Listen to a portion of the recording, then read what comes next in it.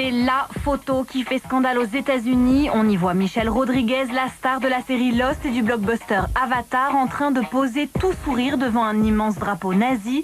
Et une chose surprenante, c'est l'actrice âgée de 32 ans qui a elle-même posté la photo sur Twitter. Il n'y a qu'à Austin que l'on peut trouver des tireurs heureux de tirer sur un drapeau nazi. Regardez-moi les trous sur ce drapeau. Mais Michelle Rodriguez tient à être claire, elle ne soutient pas du tout le régime nazi, bien au contraire. En réalité, l'actrice qui n'a jamais caché son attirance pour les armes à feu s'amusait à cribler de balles une croix gammée, symbole du Troisième Reich. Alors, pour mettre fin à une polémique qu'elle juge inutile, elle dévoile la vidéo qu'elle a faite avec ses amis tireurs du Nevada et déclare: Juste pour être clair sur ma position envers les drapeaux comme cela.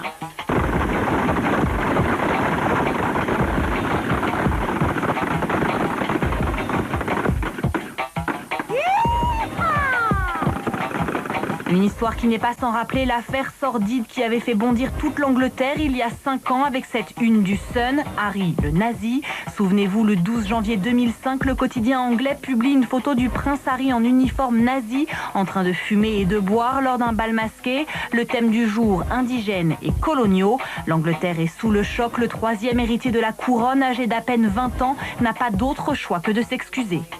Je suis vraiment désolé si j'ai offensé ou embarrassé quelqu'un, c'était un mauvais choix de costume et je présente mes excuses. Mais le prince Harry n'arrivera jamais à faire totalement oublier son erreur de jeunesse et cette terrible image reste encore présente dans tous les esprits.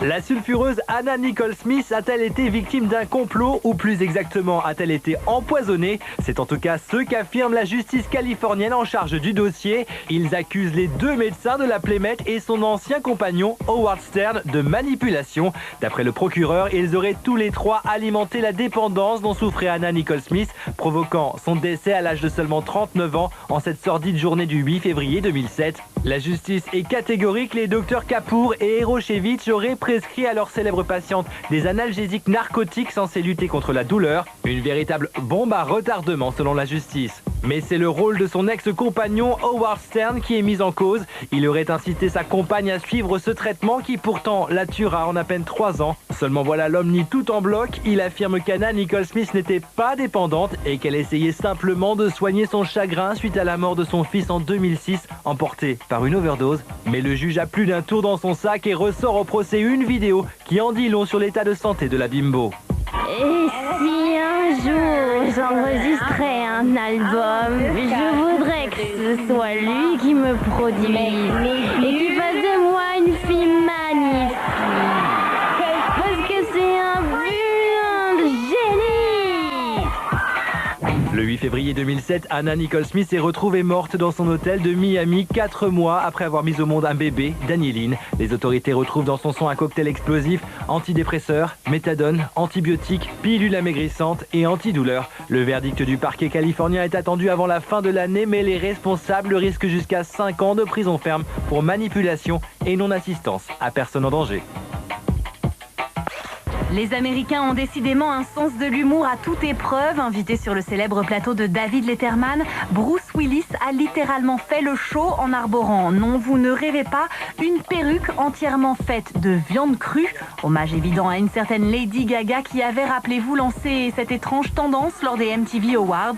Et une chose est sûre pour Bruce Willis, le ridicule ne tue pas. Vous avez retrouvé vos cheveux?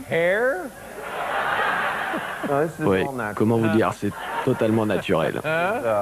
C'est une perruque en viande. Bien sûr que oui. C'est donc une perruque en viande. C'est inspiré de cette folle femme qui s'appelle... comment déjà? Lady Gaga. Voilà. Je suis un grand fan de Lady Gaga. Et si l'on pensait que l'ex-mari de Demi Moore se contenterait de cela, ce serait très mal connaître le personnage. Vous avez mangé? Oui, j'ai mangé, ça va, merci. J'ai un peu de sel et de poivre ici. Suffirait juste d'en mettre un peu ici, voilà. Pas trop non plus, hein. Vas-y, vas-y, mon pote. Vas-y, fais attention, pas trop. Voilà, c'est ça. C'est ça. Allez, mangez. Doucement. Doucement. Voilà. Allez, mon gars. Allez.